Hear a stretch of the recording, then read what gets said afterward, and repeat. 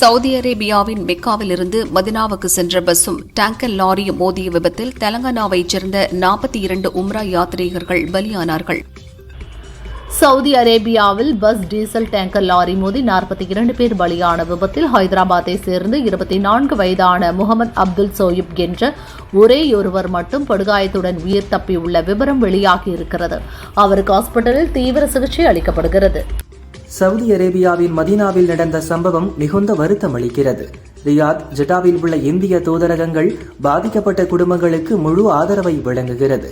அவர்களுடன் நமது அதிகாரிகள் தொடர்பில் உள்ளதாக பிரதமர் மோடி தெரிவித்துள்ளார்.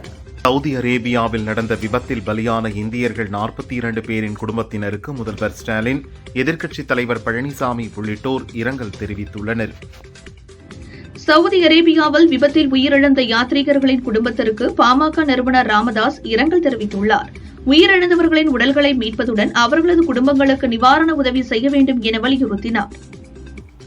சவுதி அரேபியாவில் நடந்த பஸ் விபத்தில் பலியான இந்தியர்களுக்கு வெளியுறவுத்துறை அமைச்சர் ஜெய்சங்கர் இரங்கல் தெரிவித்துள்ளார். அவர்களது குடும்பத்திற்கு தூதரக அதிகாரிகள் உதவ வேண்டும் என உத்தரவிட்டுள்ளார். வங்கதேச வன்முறை தொடர்பான வழக்கில் முன்னாள் பிரதமர் ஷேக் ஹசீனாவை குற்றவாளி என அறிவித்த கோர்ட் அவருக்கு மரண தண்டனை விதித்து தீர்ப்பு வழங்கியது. எனக்கு எதிரான இந்த தீர்ப்பு ஜனநாயகமற்ற தேர்ந்தெடுக்கப்படாத அரசால் நிறுவப்பட்ட மோசடியான தீர்ப்பாயத்தால் வழங்கப்பட்டுள்ளது. இது முற்றிலும் பாரபட்சமானவை, அரசியல் ரீதியான தீர்ப்பு என ஷேக் ஹசீனா கருத்து தெரிவித்துள்ளார். மரண தண்டனை விதிக்கப்பட்ட வங்கதேச முன்னாள் பிரதமர் ஷேக் ஹசீனாவை தங்களிடம் ஒப்படைக்க வேண்டுமென இந்தியாவிடம் வங்கதேசம் கேட்டுக் கொண்டுள்ளது. டெல்லி செங்கோட்டை அருகே கார் குண்டுவெடிப்பு வழக்கை என்ஐஏ விசாரணை நடத்தி வரும் நிலையில் குண்டுவெடிப்பு சம்பவம் தற்கொலைப்படை தாக்குதல் என உறுதி செய்துள்ளது. பீகார் மாநில முதல்வராக மீண்டும் நிதிஷ்குமார் வரும் 20ஆம் தேதி பதவியேற்கிறார். நிதிஷ்குமார் அமைச்சரவையில் பாஜகவுக்கு கூடுதல் இடங்கள் அளிக்கப்படும் என தகவல்கள் வெளியாகியுள்ளது. புதிய ஆட்சி அமைப்பதற்காக பீகார் முதல்வர் நிதிஷ்குமார் முதல்வர் பதவியை ராஜினாமா செய்தார். ராஜினாமா கடிதத்தை ஏற்றுக்கொண்ட கவர்னர் புதிய ஆட்சி அமையும் வரை தற்காலிகமாக முதல்வர் பதவியை தொடருமாறு கேட்டுக் கொண்டார். பீகார் சட்டசபை எதிர்க்கட்சித் தலைவராக ஆர்ஜேடி கட்சித் தலைவர் தேஜஸ்வி யாதவ் தேர்வு செய்யப்பட்டுள்ளார். கடந்த 4 ஆண்டுகளில் மக்களை தேடி மருத்துவம் 2.5 கோடி மக்களின் நலத்தை காத்துள்ளதாக முதல்வர் ஸ்டாலின் பெருமிதம் தெரிவித்துள்ளார். இத்திட்டத்தை கண்காணித்து சிறப்பாக செயல்படுத்தி வரும் துறையின் அதிகாரிகள் மற்றும் மருத்துவ பணியாளர்களுக்கு வாழ்த்துக்கள் என கூறியுள்ளார். தேமுதிகவை ஏமாத்திக்கிட்டே இருந்தா நாங்கள் தொடர்ந்து ஏமாந்துகிட்டே இருக்கணுமா? இந்த முறை அது நடக்காது. தேமுதிக யார் என்பதை வரும் தேர்தலில் நிரூபித்து காட்டுவோம் என தேமுதிக பொதுச் செயலாளர் பிரேமலதா அதிமுகவை மறைமுகமாக சாடினார். 2026 சட்டசபை தேர்தலில் கூட்டணி ஆட்சி அமைய நிறைய வாய்ப்பு இருக்கிறது. கூட்டணி அமைச்சரவையில் நாங்கள் இருப்போம் என்றார் தேமுதிக பொதுச் செயலாளர் பிரேமலதா. 2016 சட்டசபை தேர்தலில் மக்கள் நல கூட்டணி உருவானதில் பல ரகசியங்கள் இருக்கிறது. அதை இப்போது சொல்ல முடியாது. சரியான நேரத்தில் தவறான முடிவு எடுக்கும் தலைவராக வைகோ இருந்தார் என மல்லை சத்யா கூறினார். ஒரே மாதத்தில் 6 கோடி வாக்காளர்களை எப்படி சரிபார்க்க முடியும்? ஓராண்டு கால அவகாசம் எடுத்து எஸ்ஐஆர் பணிகளை செய்திருக்க வேண்டும். குறைந்தது 1 கோடி பேர் தங்களது வாக்குரிமையை இழப்பார்கள் என சீமான் தெரிவித்தார். கொளத்தூர் முதல்வரின் தொகுதி. அவர் ஒரு ஜனநாயகவாதி. அந்த தொகுதியில் போலி வாக்காளர்கள் இருந்தால் எடுங்கள், யார் வேண்டாம் என்று சொன்னார்கள் என செல்வ பெருந்தகை பேசியுள்ளார். போலி வாக்காளர்கள் இருந்தால் எடுத்துவிடுங்கள் என்றுதான் முதல்வர் சொல்வார் என கூறினார். கடந்த ஆண்டுகளில் ஓரிரு நாள் பெய்த மழைக்கு கூட தாங்க முடியாத அளவுக்கு மாநகரம் மாநரகமாக ஆனது. மழை வெள்ள பாதிப்புகளில் இருந்து சென்னை மக்களை பாதுகாக்க நடவடிக்கை எடுக்க வேண்டும் என ராமதாஸ் கூறினார். அறிவாளியாக இருப்பதனால்தான் துணை முதல்வர் ஆனீர்களா என உதயநிதிக்கு கேள்வி எழுப்பியுள்ளார் தமிழிசை சவுந்தரராஜன். நீங்கள் வாரிசாக இருப்பதனால் துணை முதல்வர் ஆனீர்கள் என விமர்சித்துள்ள தமிழிசை, உதயநிதிக்கு ஆணவம் வேண்டாம் என்றார். தமிழகத்தில் நாளை முதல் எஸ்ஐஆர் தொடர்பான பணிகளை புறக்கணிக்க உள்ளதாக வருவாய்த்துறை சங்கங்களின் கூட்டமைப்பு அறிவித்துள்ளது. எஸ்ஐஆர் பணிகளை நாளை புறக்கணித்து வேலை நிறுத்த போராட்டத்தில் ஈடுபடும் அரசு ஊழியர்களுக்கு சம்பளம் வழங்கப்படாது என தலைமைச் செயலாளர் முருகானந்தம் எச்சரிக்கை விடுத்துள்ளார். சபரிமலையில் இந்த ஆண்டு மண்டல காலம் தொடங்கியதை முன்னிட்டு இன்று முதல் நாளிலேயே பக்தர்கள் கூட்டம் அலைமோதியது. 18 படிகளுக்கு கீழே இருமுடி கட்டுடன் சரணகோஷம் முழங்க 40,000த்திற்கு மேலான பக்தர்கள் குவிந்துள்ளனர். கேரளாவில் மூளையை தின்னும் அமீபா நோய் பரவி வரும் நிலையில் கொரோனா தொற்று போல அமீபா நோய் பரவாது. இதுகுறித்து தமிழகத்தில் இருந்து சபரிமலைக்கு செல்லும் பக்தர்கள் அச்சப்பட வேண்டாம் என சுகாதாரத்துறை தெரிவித்துள்ளது. நவம்பர் 22ஆம் தேதி வங்கக்கடலில் மேலும் ஒரு புதிய காற்றழுத்த தாழ்வு பகுதி உருவாகும் என இந்திய வானிலை ஆய்வு மையம் தெரிவித்துள்ளது.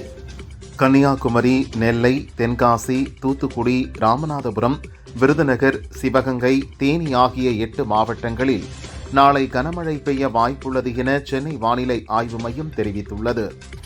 காங்கிரஸ் கட்சி பிளவுபடும் என பிரதமர் மோடி கனவு காண்கிறார். காங்கிரஸை பற்றி கருத்து கூறுவதற்கு முன் அவர் தனது சொந்த வீட்டை ஒழுங்கமைக்க வேண்டும் என அசோக் கெலாட் கடும் கண்டனம் தெரிவித்துள்ளார்.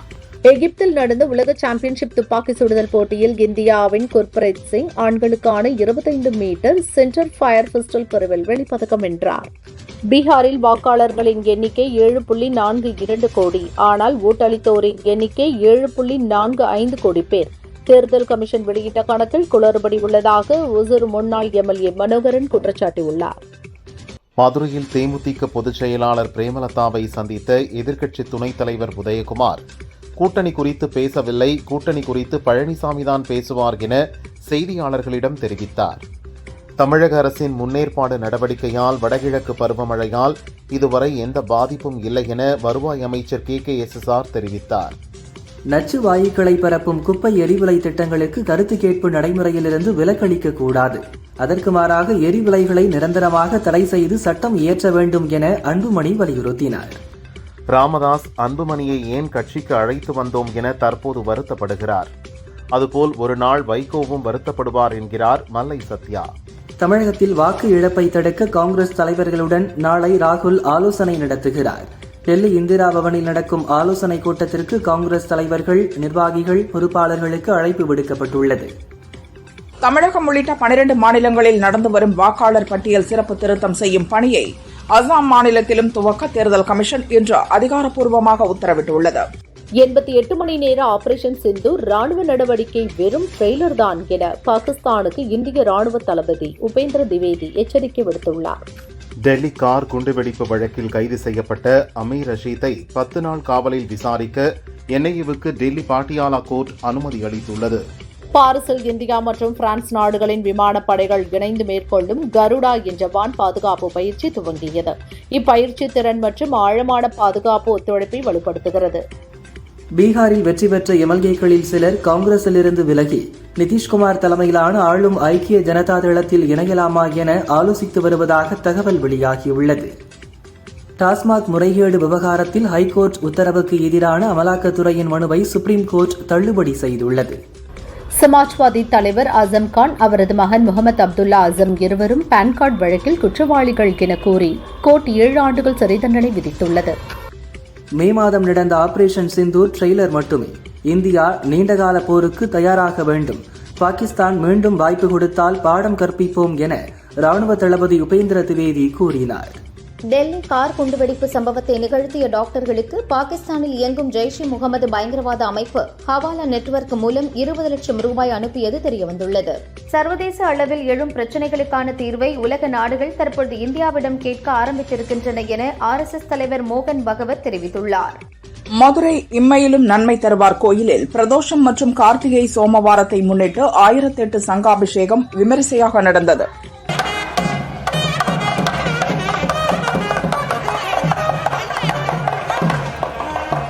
தஞ்சாவூர் கார்த்திகை மாத முதல் சோமவாரமான இன்று தஞ்சாவூர் பெரிய கோவிலில் 1008 சங்குகளில் புனித நீர் நிரப்பப்பட்டு சிவலிங்க வடிவிலான சங்குகள் அடுக்கி வைக்கப்பட்டு சிறப்பு யாகத்திற்கு பின் பெருவுடையாருக்கு அபிஷேகம் நடைபெற்றது. ஏராளமான பக்தர்கள் கலந்து கொண்டு சுவாமி தரிசனம் செய்தனர். காஞ்சிபுரம் ஏகாம்பரநாதர் கோயிலில் டிசம்பர் 6ஆம் தேதி தங்கத்தேர் வெள்ளோட்டம் நடைபெறவுள்ளது. காஞ்சிபுரம் ஏகாம்பரநாதர் கோயிலில் 17 ஆண்டுகளுக்கு பிறகு டிசம்பர் 8ஆம் தேதி நடைபெறும் கும்பாபிஷேகத்திற்கான பணிகள் வேகமாக நடைபெறுகிறது. இலங்கை அணியின் முன்னாள் கேப்டன் குமார் சங்ககரா மீண்டும் IPL கிரிக்கெட் அணியான ராஜஸ்தான் ராயல்ஸ் அணியின் பயிற்சியாளராக நியமிக்கப்பட்டுள்ளார். தேனி மாவட்டம் சுருளி அருவியில் அமைந்துள்ள ஐயப்பன் கோவிலில் கார்த்திகை 1ஆம் தேதியை முன்னிட்டு 11ஆம் ஆண்டாக ஐயப்பனுக்கு ஆராட்டு விழா சுருளி அருவியில் நடந்தது. திருச்சானூர் பத்மாவதி தாயார் கோயில் வருடாந்திர பிரம்மோற்சவம் இன்று காலை கொடியேற்றத்துடன் தொடங்கியது. பிரம்மோற்சவத்தையொட்டி பத்மாவதி தாயாருக்கு சுப்பிரபாத சேவையும் அதனைத் தொடர்ந்து சகஸ்ரநாம அர்ச்சனையும் நடந்தது. சபரிமலையில் இன்று அதிகாலை 3 மணிக்கு புதிய மேல்சாந்தி பிரசாத் நம்பூதிரி நடை திறந்து தீபம் ஏற்றினார். தொடர்ந்து தந்திரி மகேஷ் மோகனரரு ஐயப்பன் சிலையில் அபிஷேகம் நடத்திய பின் நெய் அபிஷேகத்தை துவக்கி வைத்தார். இத்துடன் இந்த ஆண்டுக்கான மண்டல காலம் துவங்கியது. பக்தர்கள் குவிந்தனர். காவிரி துலாகட்டத்தில் ஆண்டுதோறும் கார்த்திகை 1ஆம் நாள் முடவன் முழுக்கு என்ற பெயரில் தீர்த்தவாரி நடைபெறுவது வழக்கம். அதன்படி மயூரநாதர் கோவிலிலிருந்து சந்திரசேகர சுவாமி காவிரி துலாகட்டத்திற்கு எழுந்தருளினார். தீர்த்தவாரியில் ஏராளமான பக்தர்கள் புனித நீராடி வழிபட்டனர். பொள்ளாச்சி கரிவரதராஜ பெருமாள் கோயிலில் ஸ்ரீ விஷ்ணுபதி புண்ணிய காலம் சிறப்பாக நடைபெற்றது. ஆயிரக்கணக்கான பக்தர்கள் கையில் பூவுடன் கொடிமரத்தை 27 முறை சுற்றி வந்து வழிபட்டனர். கார்த்திகை மாதம் பிறந்ததால் தமிழகம் மட்டுமின்றி பல்வேறு மாநிலங்களைச் சேர்ந்த ஐயப்ப பக்தர்கள் மாலை அணிந்து விரதத்தை துவங்கினர். மேல்மருவத்தூர் அம்மன் கோயிலில் இருமுடி தைப்பூச விழாவை முன்னிட்டு மேல்மருவத்தூர் ரயில் நிலையத்தில் டிசம்பர் 15 முதல் 31 வரை 52 விரைவு ரயில்கள் நின்று செல்லும் என்று தெற்கு ரயில்வே அறிவித்துள்ளது. சென்னை செம்மஞ்சேரியில் 112.12 ஏக்கர் பரப்பளவில் 261 கோடி ரூபாய் செலவில் விளையாட்டு நகரம் அமைப்பதற்கான அரசாணையை தமிழக அரசு வெளியிட்டுள்ளது. வேளச்சேரி பரங்கிமலை இடையிலான பறக்கும் ரயில் சேவை வரும் ஜனவரி முதல் தொடங்க உள்ளதாக ரயில்வே அறிவித்துள்ளது. டிசம்பரில் ரயில்வே பாதுகாப்பு கமிஷனர் தலைமையில் சோதனை ஓட்டம் நடைபெறும் எனவும் தெரிவிக்கப்பட்டுள்ளது. கும்மிடிப்பூண்டி அதிமுக எம்எல்ஏ சுதர்சனம் சுட்டுக் கொல்லப்பட்ட வழக்கில் வரும் 21இல் தீர்ப்பு வழங்கப்படும் என சென்னை கூடுதல் அமர்வு நீதிமன்றம் உத்தரவிட்டுள்ளது. மயிலாடுதுறை மாவட்டம் தரங்கம்பாடி டேனிஷ் கோட்டை கடற்கரையில் கடல் சீற்றம் மற்றும் கனமழையால் மண்ணரிப்பு ஏற்பட்டுள்ளது. ஐயப்ப பக்தர்களின் நலனை பாதுகாக்கும் வகையில் தமிழக அரசின் சார்பில் கேரளாவில் தகவல் மையம் அமைக்கப்பட்டுள்ளதாக அமைச்சர் சேகர் பாபு தெரிவித்தார். கார்த்திகை தீபத்தை முன்னிட்டு திருவண்ணாமலையில் மேற்கொள்ளப்பட்டுள்ள பாதுகாப்பு ஏற்பாடுகள் குறித்து தமிழக அரசு டிஜிபி மாவட்ட நிர்வாகம் பதிலளிக்க சென்னை ஐகோர்ட் உத்தரவிட்டுள்ளது. குற்றாலத்தில் உள்ள அனைத்து அருவிகளிலும் நீர் ஆர்ப்பரித்து கொட்டுகிறது. ஐயப்ப பக்தர்கள் புனித நீராடி மாலை அணிந்து விரதத்தை தொடங்கினர்.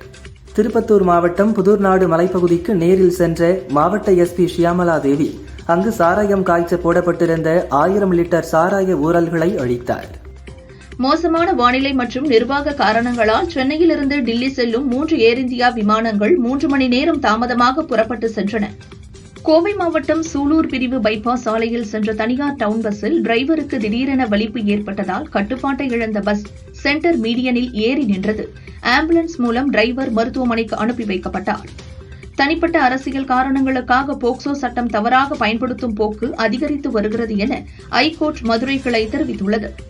செம்பரம்பாக்கம் ஏரியிலிருந்து 1200 கன அடியாக நீர் வெளியேற்றப்படுவதால் குன்றத்தூர், காவனூர், வழுத்தளமேடு, திருநீர்மலை, திருமுடிவாக்கம் உள்ளிட்ட கரையோர மக்கள் பாதுகாப்பாக இருக்க அறிவுறுத்தப்பட்டுள்ளது. கரூர் சம்பவத்தில் காயமடைந்தவர்கள் மற்றும் உயிரிழந்தவர்களின் குடும்பத்தினரிடம் சிபிஐ அதிகாரிகள் 3வது நாளாக நேரில் சென்று தொடர்ந்து விசாரித்து வருகின்றனர். வெளிமாநிலங்களுக்கு 600 பஸ்கள் இயக்கப்பட மாட்டோம் என ஆம்னி பஸ் உரிமையாளர்கள் சங்கம் அறிவித்துள்ளது. முதல்வர் தலையிட்டு தீர்வு காண வேண்டும் என வேண்டுகோள் விடுத்துள்ளனர். சபரிமலை பக்தர்கள் வசதிக்காக சேலம், ஈரோடு, திருப்பூர் வழியாக 7 சிறப்பு ரயில்கள் இயக்கப்பட உள்ளதாக ரயில்வே நிர்வாகம் தெரிவித்துள்ளது. ஈரானில் கடந்த 10 ஆண்டுகளில் இல்லாத அளவிற்கு கடுமையான வறட்சி ஏற்பட்டுள்ளது. இந்நிலையில் செயற்கை மழை பொழிவை ஏற்படுத்த அந்நாட்டு அரசு முடிவு செய்துள்ளது. பல அணைகளின் கொள்ளளவு ஒற்றை இலக்கத்திற்கு சென்றுள்ளது. உதகை அருகே உள்ள பைக்காரா நீர்வீழ்ச்சி செல்ல இன்று தடை விதிக்கப்பட்டுள்ளது. நீர்வீழ்ச்சியில் பராமரிப்பு பணிகள் நடைபெற உள்ளதால் சுற்றுலாப் பயணிகளுக்கு அனுமதி இல்லை என வனத்துறை தெரிவித்துள்ளது. கனமழை எச்சரிக்கை காரணமாக செம்பரம்பாக்கம் ஏரிக்கு நீர்வரத்து அதிகரிக்கக்கூடும் என்பதால் ஏரியிலிருந்து திறக்கப்படும் உபரி நீரின் அளவு 1200 கன அடியாக அதிகரிக்கப்பட்டுள்ளது.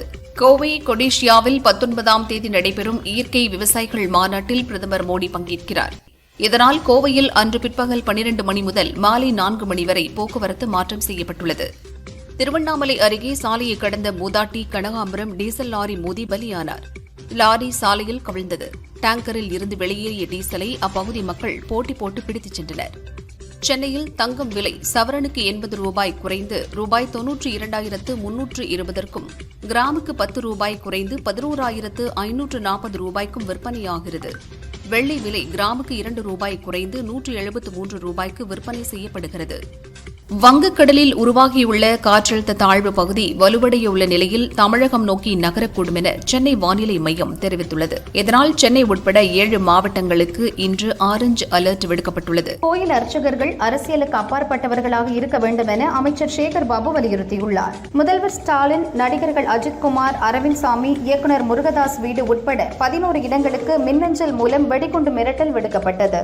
கனமழை எச்சரிக்கையை ஒட்டி நாகப்பட்டினம் மாவட்டத்தில் உள்ள பள்ளிகளுக்கு மட்டும் இன்று விடுமுறை அளிக்கப்பட்டுள்ளது. வாக்காளர்களால் நிரப்பப்பட்ட SIR படிவங்களை அங்கீகரிக்கப்பட்ட அரசியல் கட்சிகளின் பூத் ஏஜென்ட்டுகள் பெற்று ஓட்டுச்சாவடி அலுவலரிடம் சமர்ப்பிக்கலாம் என தமிழக தலைமை தேர்தல் அதிகாரி அர்ச்சனா பட்நாயக் தெரிவித்துள்ளார். அரசியல் கட்சிகளுக்கு ஆதரவாக கருத்து தெரிவித்ததால் தேர்தல் கமிஷனின் தூதர் பொறுப்பில் இருந்து நடிகை நீது சந்திரா நீக்கப்பட்டுள்ளார். கனமழை எச்சரிக்கை காரணமாக காரைக்காலில் உள்ள பள்ளி கல்லூரிகளுக்கு விடுமுறை அறிவிக்கப்பட்டுள்ளது. பெங்களூருவைச் சேர்ந்த 57 வயது பெண் ஒருவர் 6 மாதங்களுக்கும் மேலாக நீடித்த டிஜிட்டல் கைது மூலம் ரூபாய் 33 கோடி பணத்தை இழந்துள்ளார்.